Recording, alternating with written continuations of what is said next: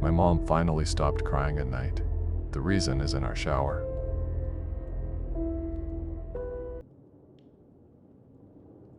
My mother said her garden was where she buried her heartbreaks. She never looked sad, not in the way you see in movies. No moping around in a stained robe, no tissues balled up on the nightstand. The sadness was a quiet thing, a stillness. It was the way she'd stand at the kitchen window and watch the rain, her hands perfectly still on the counter, for a whole hour. On those days, she'd go out back. She'd sink her hands into the dark, rich soil of her garden and work until her knuckles were raw and there was dirt under her nails, caked in the lines of her palms. She said it was where she could plant her problems and watch them turn into something beautiful. "It feeds the soul, Zos," she'd tell me, her smile never quite reaching her eyes. Our garden was magnificent. Roses the color of blood, sunflowers that craned their necks to follow the sun. We grew tomatoes and squash, even pumpkins that got fat and orange just in time for fall.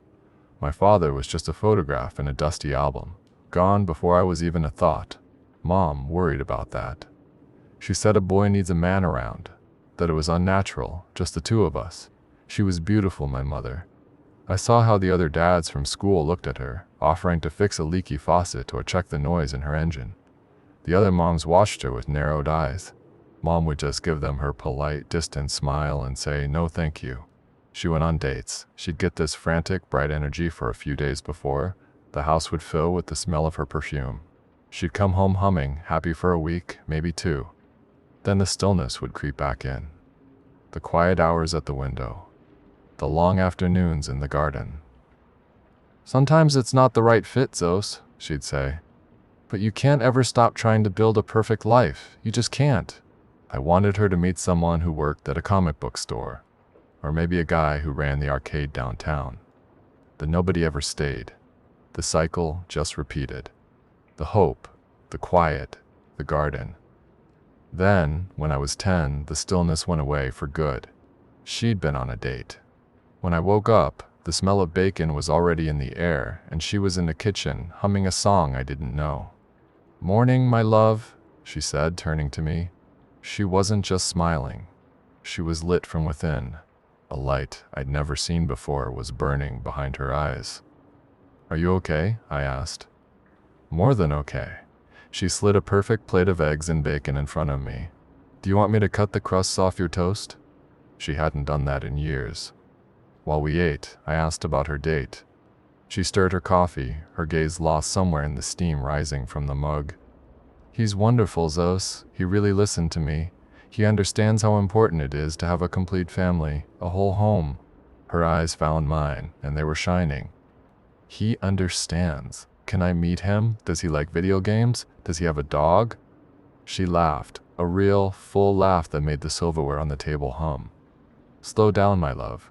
He is very kind, and you'll meet him. I promise." "When?" She paused, choosing her words like she was picking the ripest tomato from the vine. "When the time is right. He's just settling in." The quiet nights were gone, but they were replaced by something else. Muffled voices from her bedroom. A man's low murmur, her softer replies. I couldn't make out the words, but the tone felt strange, like a lesson, a rehearsal. The next morning, I asked her about it. "Who were you talking to last night?" She didn't even look up from her newspaper. "Just some of my self-help tapes, Zos. Manifesting a positive future. You have to speak things into existence for them to come true." I kind of remembered her getting some tapes from a weird shop downtown. They came in plain white boxes. "Oh, is it working?" She folded the paper and set it down, giving me that brilliant, supernova smile. I've never been more certain of anything in my life. The nightly conversations continued, but they got quieter, like she turned the volume down so I wouldn't hear. Weeks went by, and my mother was a different person. She helped me with my homework without a single sigh. We had movie nights with huge bowls of popcorn. It was all because of the new boyfriend, but she never went out again. The babysitter never came back. "Do you talk to him on the phone?" I asked her one afternoon. "Oh, all the time," she said, pruning a rose bush by the porch. "And I see him. We have lunch together every day while you're at school. It's easy, since I work from home. When do I get to meet him?" Soon, baby, so soon. I know he is going to adore you. She pulled me into a hug that smelled like soil and roses. What's his name? I mumbled into her shoulder. Iron, she whispered. His name is Iron. My world cracked open. I started imagining it all.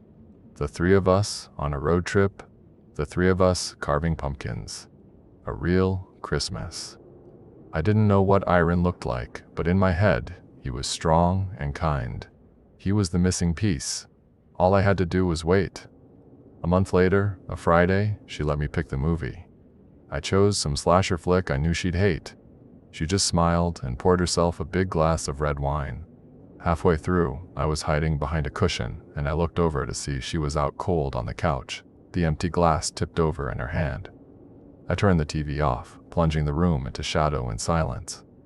I pulled an Afghan over her and put her glass on the coffee table. "Night, Mom," I whispered. In my room, I couldn't sleep. Every shadow was a monster. The house groaned around me. My jacket on the chair was a hunched creature. I was sweating, my heart thumping against my ribs.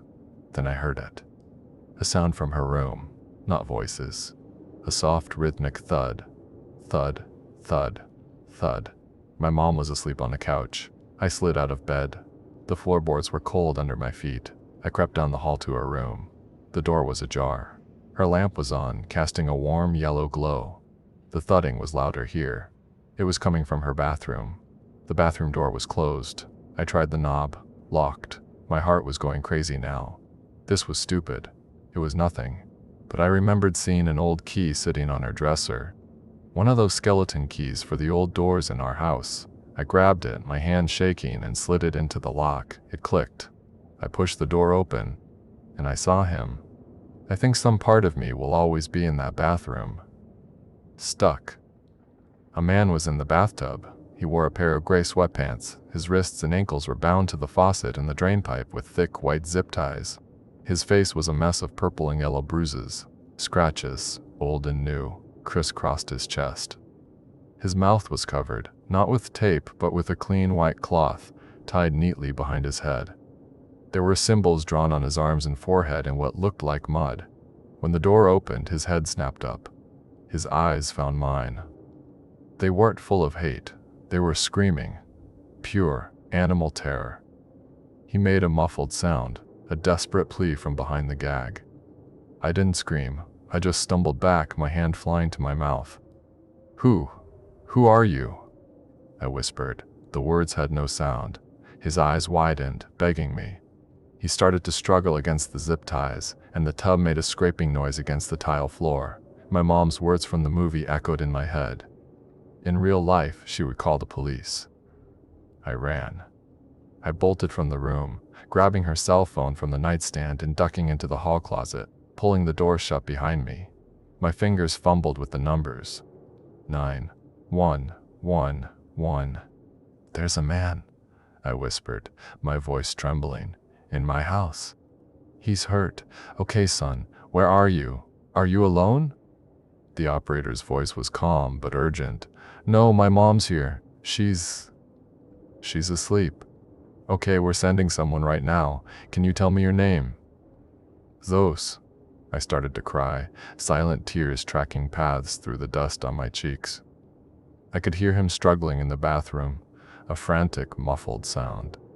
"Zos, listen to me. Stay on the line, okay? Just stay quiet and stay hidden. Officers are almost there." The closet door was pulled open. My mother stood there, silhouetted against the hallway light. The phone was gently plucked from my hand. I saw her thumb press the red icon on the screen before the phone disappeared into her pocket. I squeezed my eyes shut, waiting. For what? Yelling? A slap? "Zos, you've ruined the acclimation process." Her voice was calm, disappointed, like I'd failed a test. I opened my eyes. She was looking down at me, her head tilted. "Mom, there's a man in the bathroom. He's like the guy in the movie." The sobs finally broke free, shaking my whole body. "Oh, my sweet boy." She knelt and wrapped her arms around me. It was not a comforting hug. It was possessive. "That's not a scary man. You just weren't introduced properly."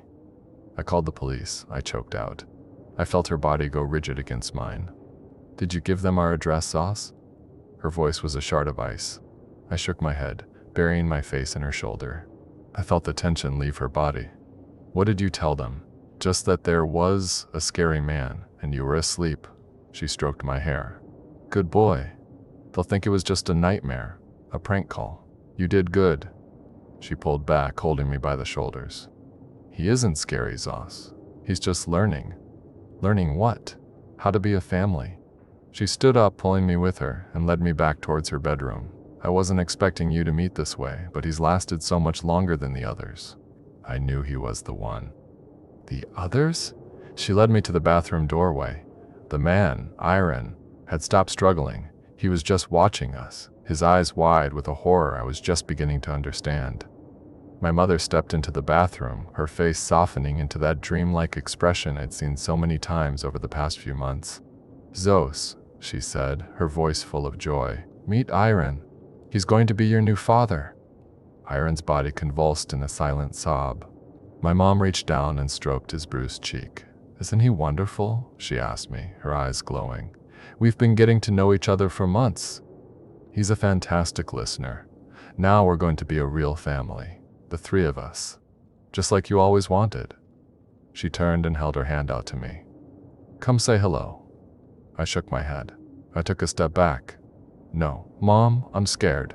Her smile flickered, a crack in the perfect mask. Don't be. This is a happy day. I built this for us. You should be happy. She crossed the room in 2 strides and grabbed my arm, her fingers digging into my bicep. Mom, that hurts. Her grip tightened. I don't understand why you're doing this. A loud banging echoed from the front of the house, followed by the doorbell ringing, sharp and insistent. All 3 of us froze. Paulus, open up. My mother's head snapped towards me, her eyes blazing. You lied to me. Her grip felt like a vice. I saw the blood drain from my own arm. I didn't. I swear I screamed from my own arm. I didn't. I swear I screamed. The loud voice gave me an opening. I twisted and sank my teeth into her hand. She shrieked, a sound I'd never heard before, and her grip loosened just enough for me to tear free. I ran for the front door. Zos, you get back her, she screamed, chasing me down the hall. Just as I reached the entryway, the front door splintered open. 2 officers burst in, guns drawn, stopping short when they saw a woman in pajamas chasing a 10-year-old boy. We got a call about a possible intruder, the male officer said, his voice a low growl. My mother stopped, breathing hard. She forced a laugh. Oh, God, I am so sorry. His imagination, we watched a scary movie. It's my fault. I'm so embarrassed. The officer's face was stone. The caller said there was a man in the house. My boyfriend is here, she said quickly. I guess my son heard him moving around and got spooked. They haven't been properly introduced yet. This is all just a mortifying misunderstanding. Well, we'll just speak to your boyfriend and be on our way. No, she snapped, then softened her voice. I mean, he's in the shower. It's really not necessary. We can wait, the officer said. The other cop, a woman, knelt down to my level. Her face was kind. Hey there, she said softly. You're Zos, right? You told the operator the man was hurt. Did you see that in the movie, or did you see it here, in your house? I looked from her to my mother, whose face was a storm cloud. Here, I whispered. Okay. And what did you see? She asked, her voice steady. Bruises. And mud on his face. And his mouth was covered. A thick, heavy silence fell over the room. My mother was the first one to break it, with a high, brittle laugh. Oh, for heaven's sake. He has 1 bruise on his face from a work accident. This is insane. I assure you, officers, he is fine. Be that as it may, the female officer said, standing up. We're still going to talk to him. This way? She gestured down the hall. That's when my mother broke. It wasn't a lunge. It was a cold, calculated move. She grabbed me, yanking me in front of her like a shield. You ungrateful little shit, she hissed in my ear, her arm like an iron bar across my chest. I did this for us. I was making us whole. The officer's guns came up. Let the boy go, ma'am. Now. You can't have him, she shrieked, her voice cracking. He was the one. He was better than all the others. As they wrestled her to the ground, as the shiny metal cuffs clicked around her wrists, I just stood there, my heart a cold, dead stone in my chest. More police came. Another officer, the woman from before, sat with me on the porch steps while our house was turned inside out. A few minutes later, they wheeled Iron out on a gurney. His eyes met mine for a second. A single tear cut a clean line through the dirt on his cheek. "Your aunt is on her way," the officer told me gently. I nodded, then I looked at her. "The others?" Her brow furrowed. "What do you mean, sweetheart? My mom." She yelled that he was better than the others. "Are there other men in our house?" Her face went pale. She stood up and walked quickly to the first officer, whispering urgently to him. He listened, his eyes widened, and then he looked at me. He walked over and knelt in front of me. "Hey, Zos, what did your mom do when she was sad?" I thought about it. About the stillness. The window. "She gardened," I said. "She said it was where she buried her problems." The officer's face went blank, all the color drained out of it. The expression made my stomach clench. "Is my mom a bad person?" I asked him, the words tasting like ash. He looked away for a long time. When he finally looked back, his eyes were wet. "I don't know, kid. But before they put her in the car, she made me promise to look after you." The tears finally came then, hot and endless. He pulled me into a hug that felt nothing like hers.